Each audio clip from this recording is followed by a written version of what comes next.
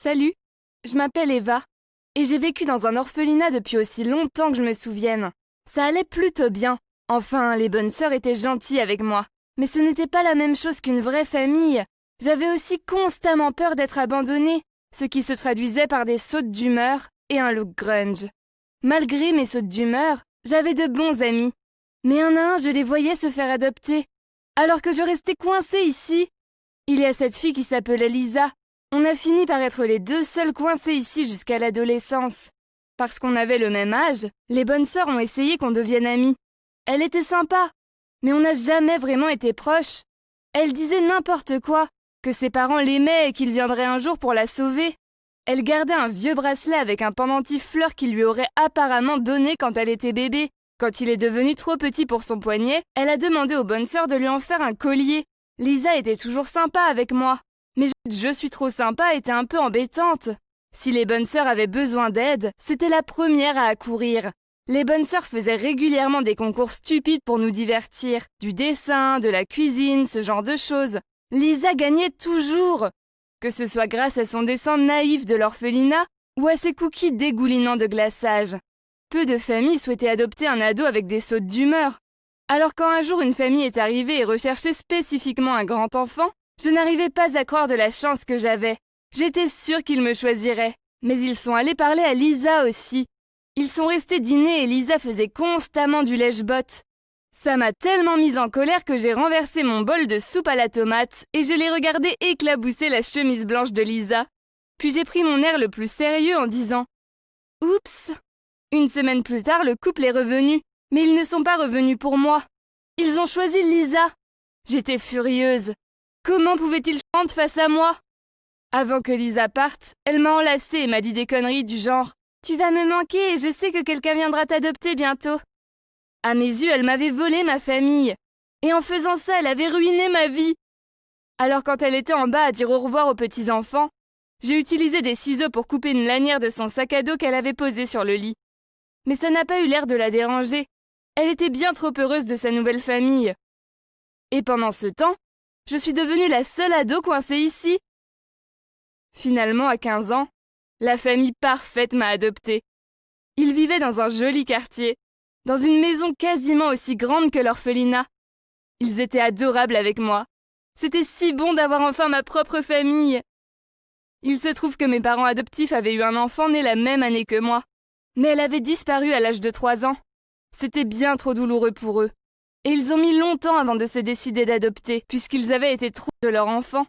Ils voulaient adopter quelqu'un de mon âge, pour ne pas avoir peur que ça se reproduise à nouveau. Je suis allée dans un nouvel établissement, et au début les élèves me regardaient comme si j'étais un alien. Et j'avais du mal à m'intégrer. J'ai fini par être collée car une pain-bêche s'est moquée de ma frange de travers. Donc évidemment, je lui ai fait un croche-pied. Mais vous n'allez pas croire sur qui je suis tombée. Lisa! Elle allait aussi dans ce lycée. Et en fait, elle a été très gentille avec moi. Elle m'a prise dans son groupe d'amis. Et je m'entendais bien mieux avec elle qu'à l'orphelinat. On a parlé et on s'est raconté nos vies. Il se trouve que la vie de Lisa n'était pas si parfaite, car son père adoptif venait de perdre son emploi. Et il n'avait pas beaucoup d'argent. Ils avaient aussi eu un petit garçon dont elle devait souvent s'occuper. Je suis peut-être restée à l'orphelinat plus longtemps, mais j'ai fini avec une meilleure famille. Finalement, c'était moi la gagnante cette fois. J'avais une famille géniale et de bons amis. Pour la première, ma vie était cool. Cela a continué pendant quelques années. Je me sentais enfin comme une ado normale, avec une famille et des amis normaux. Puis un soir, je me suis réveillée au milieu de la nuit pour aller aux toilettes. Et j'ai vu ma mère assise sur le balcon. Elle buvait du vin toute seule et regardait les objets d'une boîte. Il se trouve que c'était l'anniversaire de leur enfant disparu. Elle m'a montré les photos d'une fille d'environ 2 ans. Et sur cette photo-là, la fille portait un bracelet avec un pendentif fleur. Il ressemblait beaucoup au bracelet transformé en collier que Lisa portait. Ça devait sûrement être une coïncidence. Après avoir parlé à ma mère, je suis retournée me coucher. Mais je fixais le vide en regardant le plafond. Plus j'y pensais, plus les coïncidences faisaient sens. Oh mon Dieu! Est-ce que Lisa pouvait vraiment être la fille disparue de mes parents? Sur une photo que ma mère m'a montrée, j'ai aussi remarqué que leur fille avait une tache de naissance en forme de diamant sur le haut du bras droit. Il fallait que je vérifie si Lisa avait une tache de naissance ou non avant d'en parler à mes parents adoptifs. Malheureusement, il a plu des cordes le lendemain et il faisait très froid, donc Lisa était emmitouflée. Il fallait que je trouve un moyen de voir si elle avait une tache de naissance ou pas. Je n'ai pas arrêté de la suivre toute la journée. Je touchais son pull lui disant que je l'adorais. Puis je lui ai demandé si je pouvais l'essayer car je voudrais m'acheter le même. Elle a hésité car il faisait très froid. Mais j'ai insisté jusqu'à ce qu'elle accepte. Alors on est allé aux toilettes. Pendant qu'elle se changeait, j'ai dû monter sur la cuvette des toilettes d'à côté pour l'observer. Et devinez quoi? Lisa avait exactement la même tache de naissance, en forme de diamant sur le haut du bras droit. Que devrais-je faire maintenant? Je mène une vie parfaite avec mes parents adoptifs. Et pour une fois, je ne finis pas deuxième derrière Lisa. Si je leur dis, peut-être qu'ils ne voudront plus de moi. Je ne peux pas risquer un rejet de la parfaite Lisa une fois encore. En même temps, ils ont toujours été gentils avec moi. Comment pourrais-je leur cacher quelque chose d'aussi énorme? Donc, découvrir que mes géniaux parents adoptifs étaient en fait sûrement les parents biologiques de Lisa fut un énorme choc. L'épreuve était là. Le bracelet collier avec la fleur et sa tache de naissance en forme de diamant, identique à celle de la fille disparue de mes parents. C'était évident que ça ne pouvait pas être qu'une coïncidence. Quand on était à l'orphelinat, Lisa et moi parlions que nos vraies familles viendraient nous chercher. Mais je pensais que c'était de la naïveté enfantine. Jamais je n'aurais cru que ça pourrait se produire. J'ai gardé cette information secrète pendant quelques jours le temps de comprendre ce que ça signifiait. Ça allait changer la vie de tout le monde.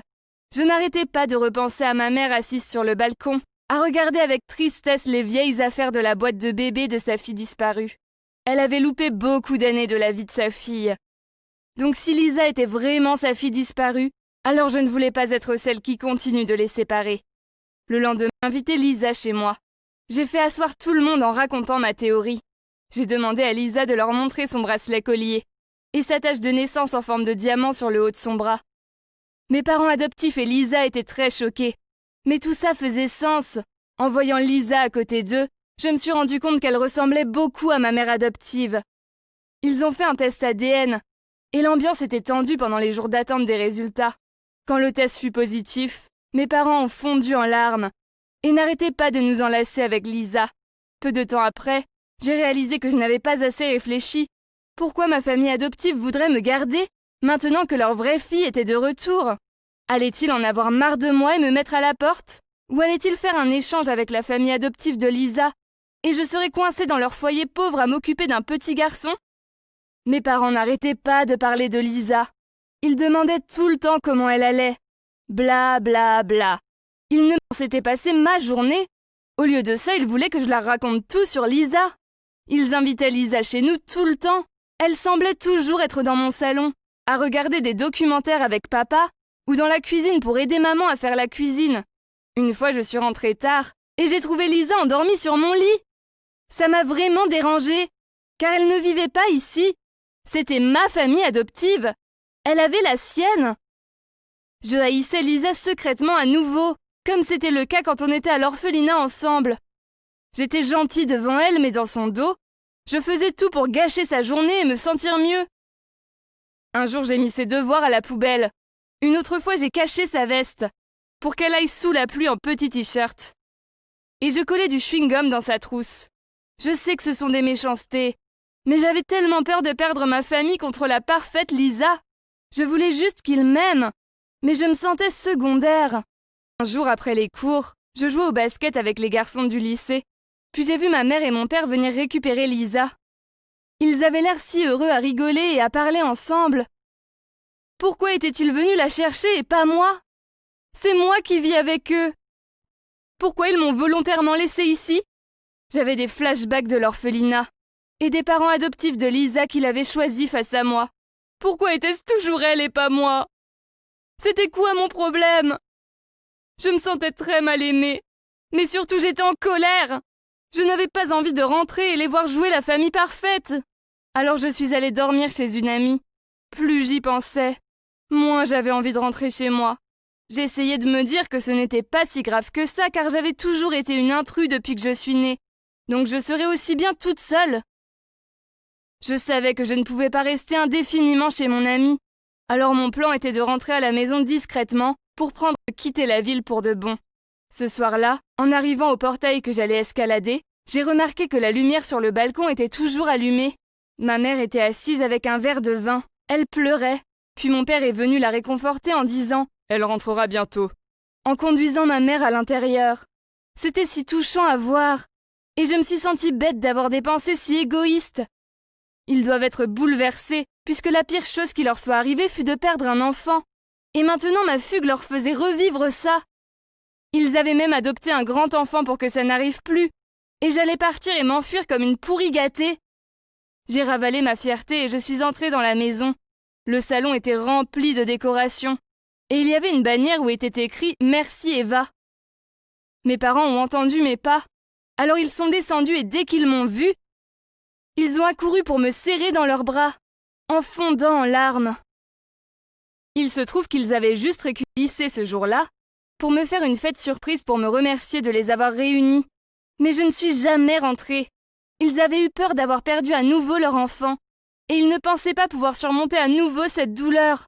J'ai pleuré et leur ai parlé de mon inquiétude et de mon impression d'être rejetée et abandonnée de nouveau, puisque Lisa avait déjà été choisie face à moi. Ils m'ont dit « Idiote, vous êtes toutes les deux nos filles. On t'aime même encore plus, car tu es l'ange qui a réuni cette famille. » Alors ont-ils fait un marché avec la famille de Lisa? Et non. En plus, Lisa et moi partons à la fac maintenant. Lisa a maintenant 2 familles qui l'aiment, et nous sommes de nouveau les meilleurs amis. En fait, je ne la vois pas seulement comme mon amie, c'est aussi ma sœur, même si on se dispute toujours pour savoir qui est la grande sœur. Elle est mon aînée de 3 mois, mais je suis plus grande et autoritaire, donc je continue à dire que c'est moi. J'ai dû attendre longtemps avant de trouver ma fille, mais il se trouve qu'il valait vraiment le coup d'attendre.